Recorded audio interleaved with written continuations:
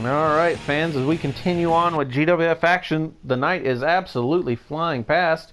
Our next match will feature Witness versus Tharkus. Witness says that this match should have come a lot sooner when it would have been a return match for the IP title. Regardless, we're going to see it tonight. These two men are going to lock up. Tharkus' only win, as I know it, on GWF Action so far. Of course, he's won some house show matches. But so far on GWF Action, the only win he's got has been against the Witness.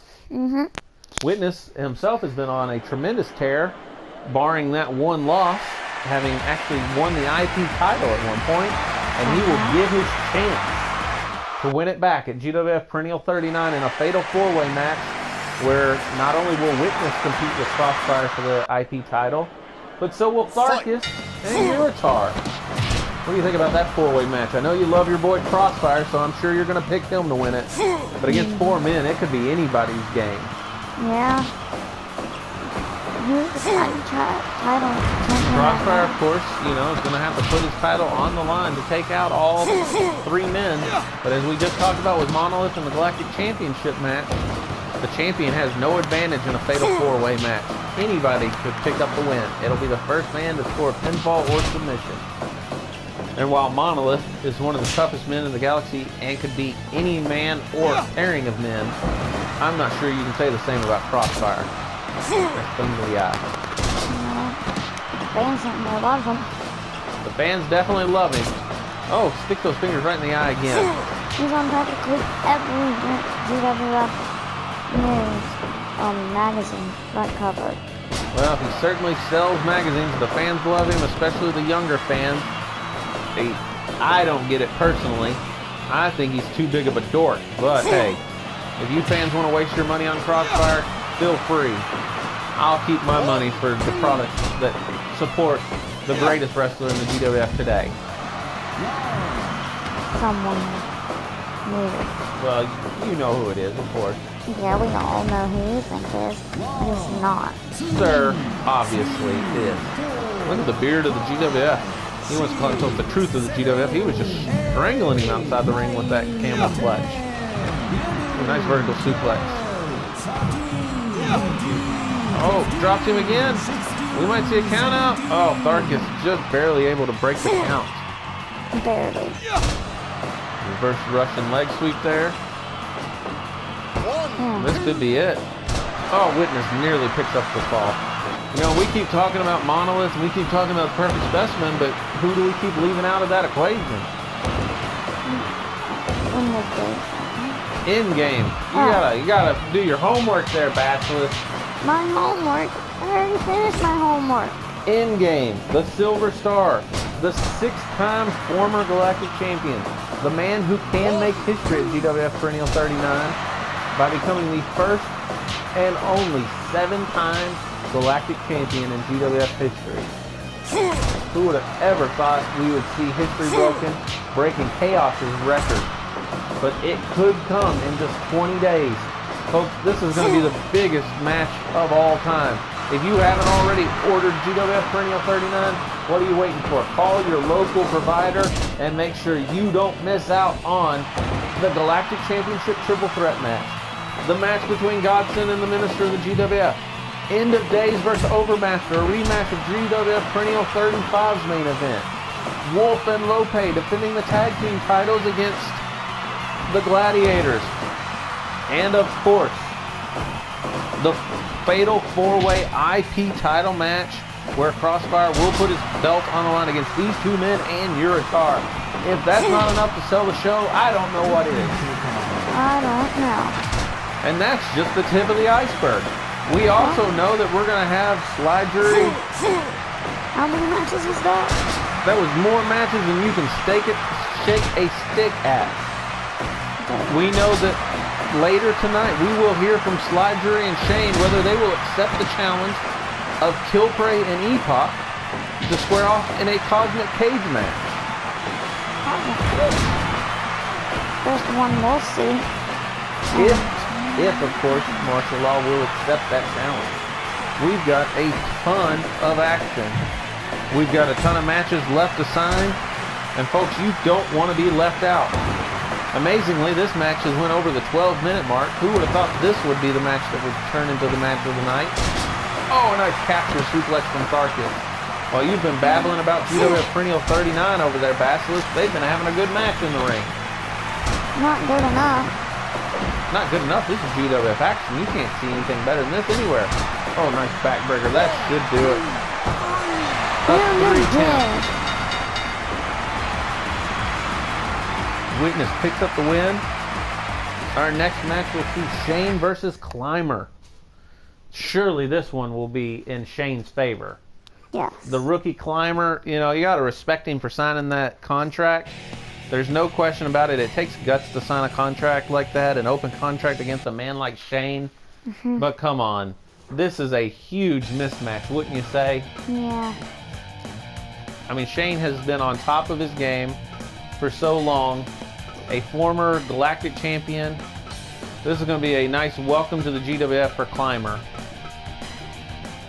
How many matches has Climber had? A lot. Climber has had several matches, but I don't know of any of them that have been against a talent as great as Shane. No. And I've heard after this match, Shane is going to address the challenge of Epoch and Kilfray. Here comes Shane. The fans certainly love Shane. Fight. At least the smart ones do. Ever since he turned his back on the fans. Some of these fans out here just don't respect the man. But I personally, of course that guy right there in the crowd, he never respects anybody. He just sits there quietly. How much money has he spent this year just to not cheer for the GWF? Let's see. $125. What are dollars? This Oh, is some whatever. arcade thing? Galactic notes. Alright, Galactic Notes? That's a pretty cheap deal. Is he spending that every week? Yeah. Front row seats, man. You must have a hookup. We need to talk to this guy to figure out. He and I can make a killing if we can get those seats. Anyways, in the ring, Climber with the greatest wrestling trunks in the business today. I mean, look at those. What, he just picked those up out of his mother's closet? I mean, he's got no design on them. They're just a pair of dingy gym shorts and an old pair of tennis shoes. I mean, they let him come into the GWF, and I'm not even talking about his haircut yet. The guy looks like a complete goober. He's in there against a former Galactic Champion, one of the greatest wrestlers and the toughest men in the GWF today, and he's wearing an old pair of gym shorts, and he's got a haircut that looks like his head got stuck in a vacuum cleaner. That's fun. I mean, it's pathetic looking at him. And yet, somehow he's signed to a GWF contract. Oh, I think that was an inerrant blow. I don't think he meant to hit him with that low blow. Probably was just kicking back. You know, Climber's goofus face was probably getting a little too close. He had to just swing that leg back and accidentally hit him. Oh, a big chop. I haven't seen a big chop used since Omega back in the 2070s. That's all right. I'm surprised that Climber has managed to hang in this match as long as he has. But Shane has just been playing with him. You can tell that Shane is in no hurry, going upstairs, comes right back down, stomping away. We'll have to see. Oh, he's going to lock out. He might break that arm. Climber manages to sneak out with a kick to the head. Oh, that face first rocker dropper driver to the center of the ring. We could have the biggest upset we've seen yet. No way. No. Oh, a Death Valley driver. That should have been it. Shane just taking his time now. Count to 5. Count to... Oh, my goodness. Climber with a huge kick out. Nice reversal there from Shane. And we're going to take this fight outside the ring. This has got to favor Shane. Do you think Shane and Flat Jury are going to accept the challenge of Epoch and Kilfray? Yeah. And if they do, who do you got in that match? I mean, Kilfray is one of the all-time greats of the GWF. Because we haven't seen much of Epoch lately. But with a head that big, you want to bet against him? Look at Shane just unloading. He's just merciless. He could put him away with that eye for eye if he wanted to go for it at any time. Look at him. Suckers climber off the top rope and then an elbow to the back. Shane is not usually a man who goes to the top rope, but decided he was going to put him away, even hooks the leg, and that is it. Took him a little longer than I thought he would, but Shane with another big win. Another win. You're not considering that a big win? I mean, any win on GWF Action is a big win, wouldn't you say? Mm-hmm. And it's time for our main event. Tonight has just flown by with these singles matches. But I have heard that next week we're going to have an 8-man tag team main event. 8-man tag team, 2 men with men. Demolition and Castellex. Of course, we saw Castellex debut last week. Unfortunately, one rookie mistake cost them the match. But we saw Castellex last week. It's going to be Demolition and Castellex teaming up next week to take on the Ultimate Fighters and Avarice and Pendragon. That's a huge match. That could be a GWF perennial match right there. And you're getting it for free here on GWF Action. No. Sometimes I wonder why we just don't have plenty of other time. Folks, it feels like it when we're getting matches like this. Perfect Specimen versus the Overmaster on free TV GWF Action. This is a huge match. And next week we'll see the Perfect Specimen in the ring again, as the minister of the GWF has decreed that all 3 men in the GWF perennial main event will have their last tune-up matches next week. So we'll see the Perfect Specimen in a match, Monolith in a match, and Endgame in a match. You're going to see all the contenders for the last time one-on-one in the ring before their perennial 39 main event. That's an incredible... Oh, look at that flex from the Perfect Specimen. I know you like that, Basilisk. No. I can't believe that. He actually stood up in a test of strength against the Overmaster and then rocks him. The Perfect Specimen is on one of the greatest rolls of all time, winning the 21-39 Royal Rumble. And next, he's just hoping to survive this and win the Galactic Championship at GWF Perennial 39, where dreams come true. It'll be interesting to see if he can pull it off. What do you think his chances are, Basilisk? His chances are in a fist of it. If we win that, I say, I don't know, somewhere around 40%. That's not bad. That's not bad at all. Definitely better here in a 3-way match than it would be in a singles match. And of course, we know just recently, just after the last match, that we've added another GWF Perennial 39 match. It will be Sly Jury and Shane facing Killprey and Epoch inside of a cosmic cage. I told you. They will finally square off where there will be no running, no escaping. It will just be 4 men, no rules, beating each other with a cage to slam against.